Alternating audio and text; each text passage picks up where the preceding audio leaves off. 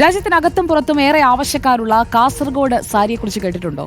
ഈ സാരിത്തുണ്ടിൽ നിന്ന് വിസ്മയം തീർക്കുന്ന ഒരു കലാകാരി കൂടിയുണ്ട് കാസർഗോഡ്. നെല്ലിക്കുന്ന് സ്വദേശി മാളവികയുടെ കലാവിരുതിൽ രൂപം നൽകുന്നത് മനോഹരമായ കാസരി പാവകൾക്കാണ്. 50ഓളം പാവകൾ മാളവിക ഉണ്ടാക്കിയിട്ടുണ്ട്. വിവിധ നിറവും രൂപവും ഒക്കെയുള്ള ഈ പാവകളുടെ കഥ പറയും അർച്ചന. ഒരുപാട് പാവകളെ പറ്റി നമ്മൾ കേട്ടിട്ടുണ്ട്, വിവിധ നിറത്തിൽ, വിവിധ ഭാവത്തിൽ, അങ്ങനെ. എന്നാൽ കാസർഗോട്ടുകാരുടെ മാത്രം സ്വകാര്യ അഹങ്കാരമായ ഒരു പാവയെ പരിചയപ്പെട്ടാലോ? വരും.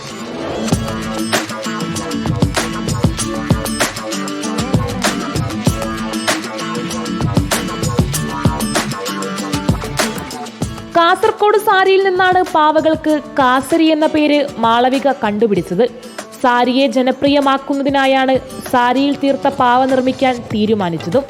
സാരിയോടൊപ്പം കാസരി പാവകളും ലോക പൈതൃക പട്ടികയിൽ ഇടം പിടിക്കണമെന്നാണ് മാളവികയുടെ ആഗ്രഹം. അപ്പം ഞാനിത് കാസർഗോഡ് സാരീസിൻ്റെ ബാക്കി വന്ന മെറ്റീരിയൽസും പിന്നെ വേസ്റ്റായി കിടക്കുന്ന മെറ്റീരിയൽസും ഉപയോഗിച്ചിട്ട് ചെയ്യുന്നതാണ്. മാർക്കറ്റിൽ ഈ ഒരു കോട്ടൺ മെറ്റീരിയൽ എത്രത്തോളം ഇമ്പോർട്ടൻസ് ഉണ്ടെന്ന് കാണിക്കാനും പിന്നെ നമുക്ക് കോട്ടൺ മെറ്റീരിയൽ ഉപയോഗിച്ചിട്ട് നമുക്ക് വെഡ്ഡിങ്ങിൻ്റെ സാരി തന്നെ നമുക്ക് റെഡിയാക്കി എടുക്കാനും പറ്റും എന്നുള്ളൊരു മെസ്സേജ് കൊടുക്കാൻ വേണ്ടിയിട്ടാണ് ചെയ്തത്.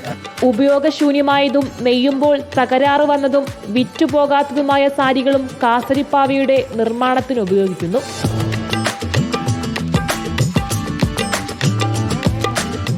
ഭാവിയിൽ കാസർഗോഡിന്റെ സുവനീറായി പാവകൾ അറിയപ്പെടണമെന്നാണ് കലാകാരിയുടെ ആഗ്രഹം. നക്ഷത്ര ഹോട്ടലുകളിൽ താമസിക്കാനെത്തുന്ന അതിഥികളെ സ്വീകരിക്കുമ്പോൾ കാസർഗോഡിന്റെ സാംസ്കാരിക തനിമയുടെ സൂചനയായി കാസരി പാവകളെ നൽകാനുമാകും. പ്യുവർ കോട്ടൺ എന്നതിന് പുറമെ ഇത് more than 30 years long lasting ആയിട്ട് നിൽക്കുന്നുണ്ട്. ഇൻ്റർനാഷണൽ ലെവലിൽ റെക്കഗ്നേഷൻ കിട്ടാവുന്ന ഒരു പ്രൊഡക്റ്റാണിത്.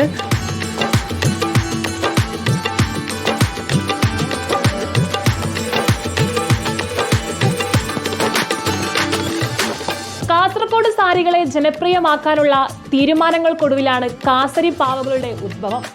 ഈ കഴിവും ഈ കലാകാരിയും ഭാവിയിൽ അറിയപ്പെടുമെന്നുള്ളത് തീർച്ചയാണ്.